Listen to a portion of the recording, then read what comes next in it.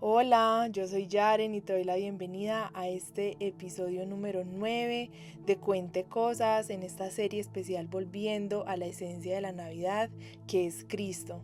Hoy estamos recordando esa noche buena, esa noche gloriosa, esa noche donde no solamente el Salvador ha nacido, sino que también ha resucitado. Quiero empezar con este texto que escribí en el contexto también de el Calvario de Jesús, de la crucifixión y también de la resurrección. La multitud te abría paso entre la ciudad, con vientos de hojas hacían ovación al rey, unos con la fe del Cristo, otros impactados por la multitud y otros que miraban desde lejos y repetían lo que veían. Ahora aquí te abren paso en el Calvario, ya no son hojas de palmas las que ventean tus mejillas, sino piedras y salivas impactando tu piel. Caminas en silencio como quien merece el peor de los castigos y la vergüenza. Tú que solo desde la eternidad miras y contemplas y ahora aquí, esperando el momento más doloroso, la separación de la presencia de tu Padre por amor. Jesús, el Cristo, el que vive y reina para siempre, mira con ojos de misericordia al pecador y contemplas la justicia para quien cree. Gracias, no merecíamos tanto y tú lo has dado todo. Daremos inicio a este episodio final con Lucas 24, donde veremos la Navidad que ha sido consumada porque el Rey vive. La Navidad no termina en una fecha, la Navidad culmina en una verdad eterna, y es que Jesucristo vive. No está en el pesebre, no está en la cruz, no está en la tumba. Lucas 24 nos lleva al punto donde todo cobra sentido. El nacimiento, la vida, el sacrificio, aquí todo encuentra una respuesta en la resurrección. Hoy no recordamos a un maestro del pasado, hoy anunciamos a un rey vivo. Comenzaremos con esta primera gran escena y es el amanecer de la fe. Lo encontraremos en Lucas capítulo 24 del versículo 1 al versículo 12. Leamos. El domingo, muy temprano por la mañana, las mujeres fueron a la tumba llevando las especias que habían preparado. Encontraron que la piedra de la entrada estaba corrida a un costado. Entonces entraron, pero no encontraron el cuerpo del Señor Jesús. Mientras estaban allí perplejas, de pronto aparecieron dos hombres vestidos con vestiduras resplandecientes. Las mujeres quedaron aterradas y se inclinaron rostro en tierra. Entonces los hombres preguntaron: ¿por qué buscan entre los muertos a alguien que está vivo? Él no está aquí, ha resucitado. Recuerden lo que les dijo en Galilea, que el Hijo del Hombre debía ser traicionado y entregado en manos de hombres pecadores y ser crucificado, y que resucitaría al tercer día. Entonces ellas recordaron lo que Jesús había dicho, así que regresaron corriendo de la tumba a contarles a los 11 discípulos y a todos los demás lo que había sucedido. Fueron María Magdalena, Juana, María la madre de Santiago y varias mujeres más que contaron a los apóstoles lo que pasó. Pero a los hombres el relato les pareció una tontería y no les creyeron. Sin embargo, Pedro se levantó de un salto y corrió a la tumba para ver por sí mismo. Agachándose, miró hacia adentro y vio solo los lienzos de lino vacíos. Luego regresó a la casa, preguntándose qué habría ocurrido. Aquí, muy de mañana, cuando aún había silencio, las mujeres fueron al sepulcro. No iban buscando un milagro, iban buscando honrar a un cuerpo. Pero les dicen: ¿por qué buscáis entre los muertos a alguien que vive? Esto se lo dicen los ángeles. Y ellas vieron, ellas escucharon, ellas creyeron, y desde el inicio ellas sabían que esta era la obra magnífica de Dios y era su resurrección. También desde el inicio de esta historia vemos que las mujeres tienen un lugar protagónico, y es que ellas creen. Elizabeth creyó, María creyó, y ahora las mujeres que iban a honrar el cuerpo de Jesús también creyeron. No dudaron del poder que levantó a Jesús de los muertos y por eso corrieron a anunciarlo. Esto nos enseña que la fe verdadera no se puede quedar callada, y una evidencia de eso es este podcast. Vamos a ver la siguiente escena y es donde también veremos estos corazones que caminan, aún sin entender lo que estaba frente a sus ojos, porque la tristeza a veces nos nubla la verdad, pero la verdad siempre es una, viva y para siempre. Leamos Lucas capítulo 23 del versículo 13 al versículo 27. Ese mismo día, dos de los seguidores de Jesús iban camino al pueblo de Emaús, a unos 11 kilómetros de Jerusalén. Al ir caminando, hablaban acerca de las cosas que habían sucedido. Mientras conversaban y hablaban, de pronto Jesús mismo se apareció y comenzó a caminar con ellos, pero Dios impidió que lo reconocieran. Él les preguntó: ¿de qué vienen discutiendo tan profundamente por el camino? Se detuvieron de golpe con sus rostros cargados de tristeza. Entonces uno de ellos, llamado Cleofas, contestó: Tú debes de ser la única persona en Jerusalén que no oyó acerca de las cosas que han sucedido allí en los últimos días. ¿Qué cosas?, preguntó Jesús. Las cosas que le sucedieron a Jesús, el hombre de Nazaret, le dijeron. Era un profeta que hizo milagros poderosos y también era un gran maestro a los ojos de Dios y de todo el pueblo. Sin embargo, los principales sacerdotes y otros líderes religiosos lo entregaron para que fuera condenado a muerte y lo crucificaron. Nosotros teníamos la esperanza de que fuera el Mesías que había venido para rescatar a Israel. Todo esto sucedió hace 3 días. No obstante, algunas mujeres de nuestro grupo de seguidores fueron a su tumba esta mañana temprano y regresaron con noticias increíbles. Dijeron que el cuerpo había desaparecido y que habían visto a ángeles, quienes les dijeron que Jesús está vivo. Algunos de nuestros hombres corrieron para averiguarlo y efectivamente el cuerpo no estaba tal como las mujeres habían dicho. Entonces Jesús les dijo: ¡qué necios son! ¿Les cuesta tanto creer todo lo que los profetas escribieron en las Escrituras? ¿Acaso no profetizaron claramente que el Mesías tendría que sufrir todas esas cosas antes de entrar en su gloria? Entonces Jesús los guió por los escritos de Moisés y de todos los profetas, explicándoles lo que las Escrituras decían acerca de él mismo. Una vez más vemos que el mismo Jesús se refiere al Antiguo Testamento y a las profecías que desde ya se hacían de que Jesús tenía que padecer por todo eso para después entrar en su gloria. Nada le tomó por sorpresa a Dios y lo vemos una vez más en este pasaje. Todo hace parte del plan divino. Todo hace parte del propósito para que tú y yo podamos clamar al Padre y decir que somos sus hijos, porque el espíritu de adopción nos ha tocado a través de Cristo Jesús.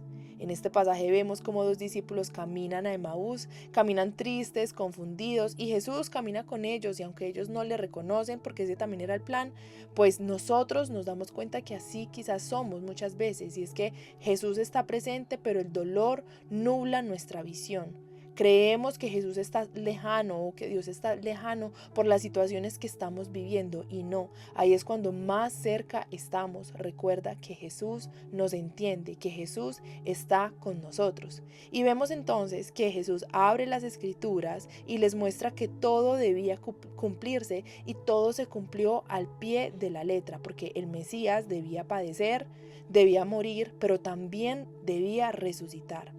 La Navidad no fue un evento aislado, fue el inicio de un plan perfecto. En esta escena, 3 de los ojos que se abren, la veremos en Lucas capítulo 24, del versículo 28 al 35. Leamos. Para entonces ya estaban cerca de Emaús y del final del viaje. Jesús hizo como que iba a seguir adelante, pero ellos le suplicaron: quédate con nosotros esta noche, ya que se está haciendo tarde. Entonces los acompañó a la casa. Al sentarse a comer, tomó el pan y lo bendijo. Luego lo partió y se lo dio a ellos. De pronto se les abrieron los ojos y lo reconocieron, y en ese instante Jesús desapareció. Entonces se dijeron el uno al otro: ¿no ardía nuestro corazón cuando nos hablaba en el camino y nos explicaba las Escrituras? En menos de una hora estaban de regreso a Jerusalén. Allí encontraron a los 11 discípulos y a los otros que se habían reunido con ellos, quienes decían: el Señor ha resucitado de verdad, se le apareció a Pedro. Aquí en esta escena también podemos ver como una similitud a esa última cena que tuvo el Señor con sus discípulos, cuando dice que parte el pan y lo comparte.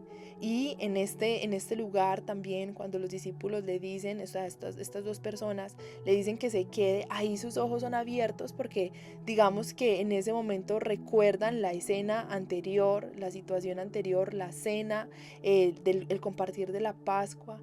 Y recuerdan esa situación, esa entrega también del maestro, y ahí sus ojos son abiertos.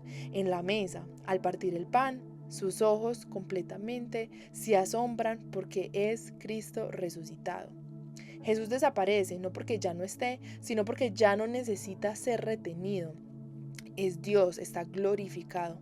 Sus corazones ardían, la verdad había sido revelada. Y vemos que la fe no depende de ver con estos ojos terrenales, sino de reconocer con el corazón.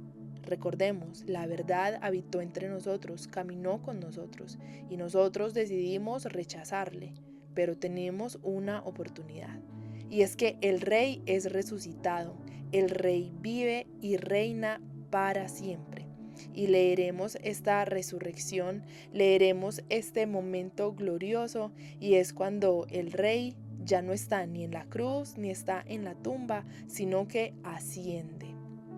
Leamos.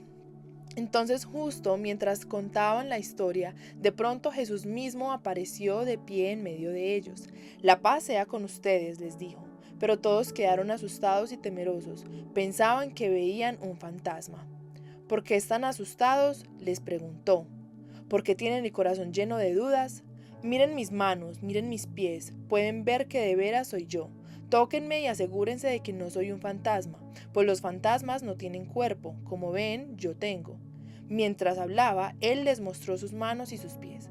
Aún así, ellos seguían sin creer, llenos de alegría y asombro. Entonces les preguntó, ¿tienen algo que comer? Le dieron un pedazo de pescado asado y él lo comió mientras ellos miraban. Yo creo que ellos miraban perplejos, estaban asombrados de verdad de no poder creer. Eso es una situación que si yo estuviera ahí seguro me quedo sin palabras, me quedo pálida solamente de pensar que eso puede ser posible. Jesús aparece en medio de ellos y no como un recuerdo, no como una idea, no como una figura, sino como una realidad viva. ¿Por qué viva? Porque es un Jesús que come, que está comiendo un pescado, que muestra sus heridas, que habla, que está en cuerpo. No es un fantasma, no es una figura, no, es un cuerpo. Pero ya no es un hombre sujeto al sufrimiento, ya no es un hombre vulnerable, sujeto a las críticas, sujeto a los golpes. Es Dios resucitado en gloria. Aparece, desaparece, la muerte ya no tiene dominio sobre él. Jesús no resucitó para volver a padecer. Jesús resucitó para reinar eternamente. Y esa es la promesa del consuelo que encontraremos también en Lucas 24, del versículo 44 al versículo 49. Leamos. Entonces dijo, cuando estaba con ustedes antes, les dije que tenía que cumplirse todo lo escrito acerca de mí en la ley de Moisés, en los profetas y en los salmos. Entonces les abrió la mente para que entendieran las escrituras y dijo, efectivamente se escribió hace mucho tiempo que el Mesías debería sufrir, morir y resucitar al tercer día. También se escribió que este mensaje se proclamaría con la autoridad de su nombre a todas las naciones, comenzando con Jerusalén. Hay perdón de pecados para todos los que se arrepientan. Ustedes son testigos de todas estas cosas. Ahora enviaré al Espíritu Santo tal como prometió mi Padre, pero quédense aquí en la ciudad hasta que el Espíritu Santo venga y los llene con poder del cielo. Aquí podemos ver la promesa del consuelo que es el Espíritu Santo, y eso también hace parte de la Navidad.